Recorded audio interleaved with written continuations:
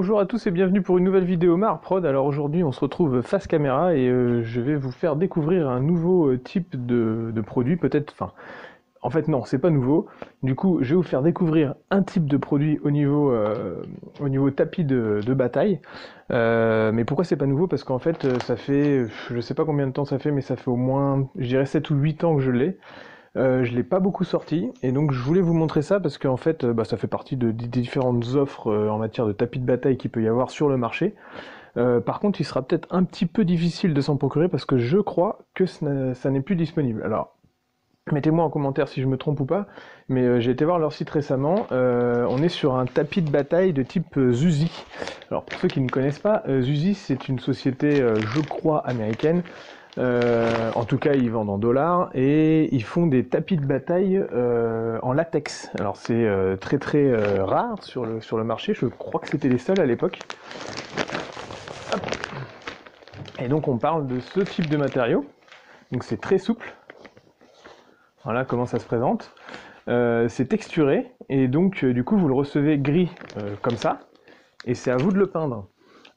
C'est pour ça que c'est assez particulier comme tapis, parce que à l'époque c'était quand même assez cher, c'était de l'ordre pour un tapis 120-180, c'est-à-dire 6 par 4 pieds, on va dire c'était autour de 50 $ je crois. Je crois que ça a augmenté un tout petit peu après, et à l'époque il faut savoir que l'offre au niveau tapis était vraiment pas développée. Il commençait à y avoir des tapis imprimés en bâche vinyle, comme ceux que je peux vendre moi pour les clubs ou les choses comme ça. Mais par contre, il n'y avait pas encore trop de développement au niveau des tapis de bataille de type néoprène, comme j'ai pu vous montrer avec Crank Wargame, qui est mon partenaire. Donc, du coup, vous pouvez aller voir son site. Mais c'était des choses qui n'existaient pas encore. Et donc, du coup, moi, je voulais un tapis un peu plus travaillé à l'époque, et j'ai pris ça. Sauf que quand je l'ai reçu, alors déjà c'est 50 €, et c'est pas clé en main puisque vous devez le peindre. Donc du coup c'est assez particulier quand même comme produit. Faut déjà, déjà avoir le matos pour la peinture et tout ça, et vous n'êtes pas sur quelque chose que vous dépliez, vous pouvez jouer dessus, il faut le préparer et tout, parce que si vous le laissez en gris comme ça, vous avez la texture mais c'est quand même vraiment moche. Et surtout j'ai été déçu parce qu'en fait, alors je vais arrêter de tergiverser et je vais vous le déplier. Alors je suis désolé, je suis à un endroit où c'est le plus pratique pour moi parce que c'est là que j'ai le plus de place dans l'atelier.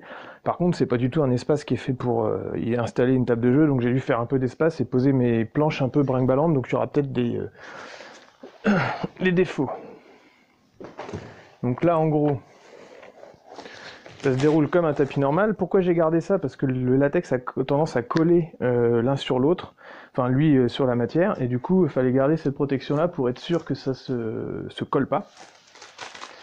Et alors là, on a de la chance parce qu'en fait, il s'est un peu décontracté, mais j'avais été déçu du produit à la base, parce qu'en fait, j'enlève tout ça, je prépare un peu.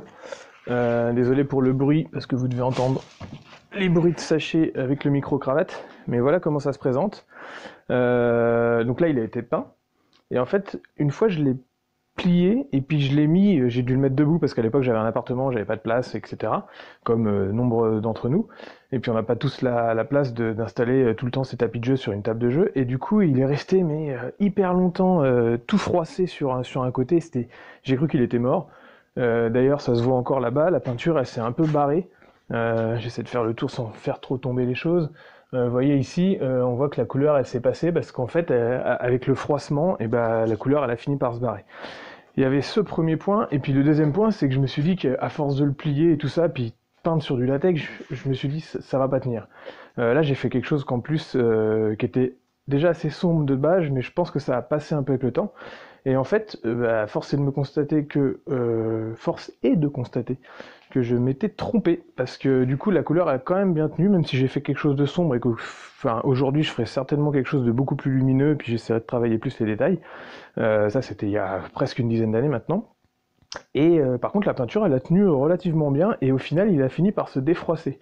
Donc si vous avez l'occasion de mettre la main sur ce genre de produit, stockez-le bien, gardez bien cette protection là pour l'enrouler avec son petit tube. Il faut savoir que quand je l'ai eu, il rentrait dans ce tube-là. Je vous garantis que je mets au défi quiconque de pouvoir resserrer ce tapis-là pour le remettre là-dedans, c'est absolument impossible.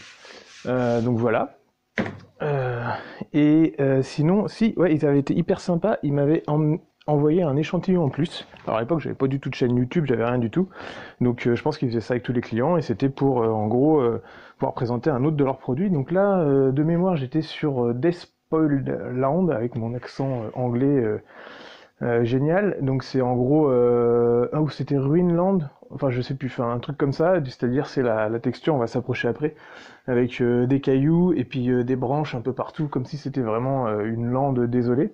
Et j'avais voulu le peindre, à l'époque je jouais KO, et j'avais voulu mais il fallait que ça puisse servir en club et dans les tournois que je faisais, donc je l'avais peint un peu sombre, genre désolation chaotique. Limite j'aurais pu mettre de la neige un peu dessus, mais je savais pas comment ça allait tenir avec la colle, et surtout vu qu'il allait se rouler, je savais pas comment ça allait faire au niveau de la neige. Mais il m'avait emmené ce petit truc, et lui par contre je l'ai trimballé, je l'ai froissé dans tous les sens, je l'ai mis dans un sac à dos, je l'ai mis à l'intérieur de mes boîtes d'armée, donc il a frotté sur les figurines, etc. Les seuls petits coups qu'il a pris, c'est ici, et je viens de le voir, j'avoue. Donc en gros, je vais mettre bien face à la caméra pour que vous puissiez voir, en faisant un petit zoom. Voilà. Donc là, on a bien la texture. En gros, vous voyez, là, il y a des petites écailles de peinture qui seraient bon, facilement rattrapables. Mais c'est vraiment quelque chose que j'emmène partout en tournoi. Donc à l'époque, je jouais Tazanson et je l'avais peint à la façon de mon thème d'armée, c'est-à-dire que tous mes socles, ils étaient un peu ruines, lave comme ça, cendreuse. Et donc, ça fait un tapis qui est directement vous le foutez à l'intérieur de votre plateau pour déplacer vos figurines, et puis ça vous fait votre petit socle de présentation pour vos figurines. Donc celui-là était plutôt pas mal réussi, je crois que c'était Chaos Land, d'où la peinture avec un peu de lave comme ça. Alors ça c'est moi qui ai délimité les zones et puis qui me suis amusé à la peinture à la faire. D'ailleurs elle est un petit peu passée, ça gagnerait à peut-être recevoir un petit coup de vernis brillant, et enfin à voir si le vernis ça tient là-dessus, je sais pas. Mais en tout cas, vous rendez compte de la texture, donc on est sur quelque chose qui est quand même vraiment en relief, hein, mais qui est imprimé, enfin je sais pas trop comment ils produisent ça, hein. Normalement le latex c'est un matériel de moulage, donc en gros vous imaginez qu'ils ont dû faire la texture une première fois en plus à l'inverse, et puis ensuite ils ont dû couler, il devait avoir un système pour couler du latex à plat, peut-être qu'ils le redécoupent ensuite, et en gros ça vous fait cette texture là, donc très accidentée ici un petit peu plus lave qui a coulé. Bon c'est intéressant quand même, c'est juste que moi, à l'époque, j'avais pas plus commandé que ça parce que, en fait, quand j'ai reçu le truc, j'étais un peu déçu déjà. C'est du boulot à peindre. Et puis après, je me suis dit, mais ça tiendra jamais dans le temps. Le latex, moi, je le connais en tant que mouleur. Ça colle, ça finit par coller. Alors, il y a un peu de talc dessus. Il disait, je crois, d'en mettre d'ailleurs de temps en temps. Donc, faut en mettre au dos. Et je pensais que ça allait vraiment pas tenir. Et en fait, là, on est presque à un peu moins de 10 ans, on va dire. Et ça tient plutôt pas mal. Donc voilà pour cet échantillon-là. Si vous voulez aller voir ces usines, mais comme je vous dis, donc c'est ZU2ZY, mais je crois que ça n'existe plus. En plus, le site n'a pas été mis à jour depuis 2015, donc du coup, il y a des petites mises à jour. Enfin, on voit que ça a été mis à jour la dernière en 2015, donc je sais pas si ça existe encore. Mais en tout cas, voilà ce que ça fait. Donc, je vais m'approcher pour que vous puissiez voir un petit peu mieux la texture de cette table-là. Et puis si jamais, je sais pas, moi ça se trouve peut-être encore en brocante, ou quelqu'un qui veut se débarrasser de son tapis au profit d'un nouveau tapis un peu plus moderne, du style des tapis néoprène par exemple que Crank Wargame fait, ou d'autres constructeurs même. C'est sûr que c'est peut-être un peu plus pratique, et puis qu'en plus c'est clé en main, vous n'avez pas besoin de le peindre. Mais voilà. Alors là, vous voyez la texture, donc on a sur des espèces, comme s'il y avait des restes de pavés, donc je pense que c'est une table, alors il faudrait la repeindre pour que ça soit un peu moins sombre, mais ça pourrait très bien servir pour Mordheim.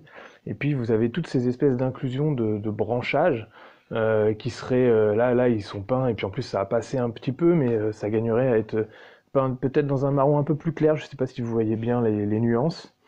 Mais donc voilà, on a même une souche ici. Après, il y a différentes textures. Ici, on a un sable qui est un peu plus dans une granulométrie un peu plus faible, mais là, il est plus fort.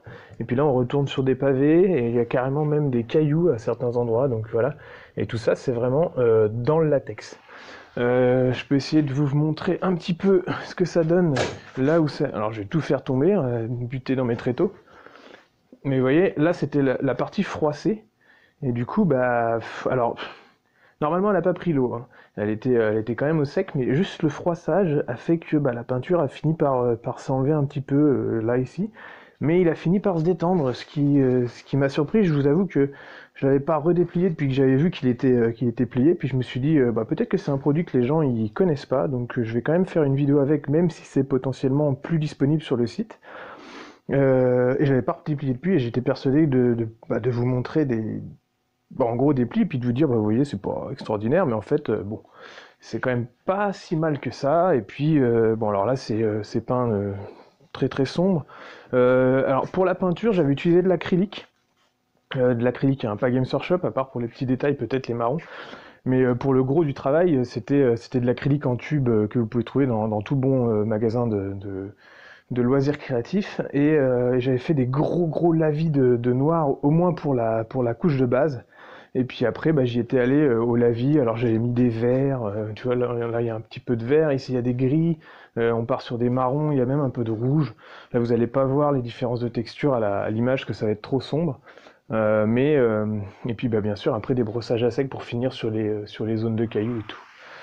Donc voilà, bah, c'était l'occasion de vous faire une petite vidéo sur un tapis latex, parce que je vous avoue que je pense que c'est complètement rare aujourd'hui sur le marché, mais bon, si jamais vous posez la question en le voyant peut-être sur une brocante ou des choses comme ça, bah allez-y, parce que au pire, vous le paierez moins cher sûrement, vous pouvez le repeindre, et puis bah peut-être que ça pourra vous servir pour vous. Alors moi, je vous avoue qu'aujourd'hui, je suis plus du tout fan de ce genre de truc. Alors déjà, je préfère le vinyle pour le transport et puis pour le côté pratique, parce que c'est lavable et tout pour les tournois, c'est nickel pour les clubs. Et puis après, pour le perso, je préfère quelque chose de un peu plus qualitatif avec bah, du style des battle mats en néoprène avec le tissu au-dessus imprimé. Voilà, on peut faire un petit zoom sur cette texture-là. Donc vous imaginez bien que les figurines, une fois posées là-dessus, puis c'est pratique à emmener en tournoi, bah, c'est toujours sympa d'avoir un petit plateau de présentation comme ça, quoi. Donc en tout cas, celui-là il m'a servi, et puis il continue à me servir quand je trimballe mes Hanson en tournoi. Et puis bah celui-là, je vous avouerai que je pense que je vais plutôt l'utiliser pour mes commandes de modélisme, c'est-à-dire que souvent, des fois j'ai des plateaux, alors je vous montre pas tout hein, dans ce que je fais en modélisme, mais j'ai des plateaux avec charnières qui sont repliables en mallette. Et souvent les gens, alors quand il y a un tapis installé dessus ou que je refais de la texture par-dessus, c'est pas grave, mais le côté charnière est bah, complètement nécessaire au truc, mais souvent ça peut déranger un peu le client, et ça, bah, typiquement, ça m'aide à camoufler les charnières, parce que ça reste souple, mais il y a de la texture, donc du coup je peux l'encoller dessus, et faire quelque chose de fini au niveau de la charnière et qu'il soit plus du tout. Bah voilà pour ce tapis. J'espère que ça vous aura plu cette petite vidéo et que ça vous aura fait découvrir un produit. À bientôt pour d'autres vidéos. N'hésitez pas à me dire si ce genre de produit vous plaît, peut vous plaire, ou alors dans les commentaires, ou peut-être que vous pouvez recontacter Zuzi en disant putain mais c'est génial votre produit, continuez les mecs et tout, parce que je crois qu'ils ont un petit peu abandonné. À bientôt à tous.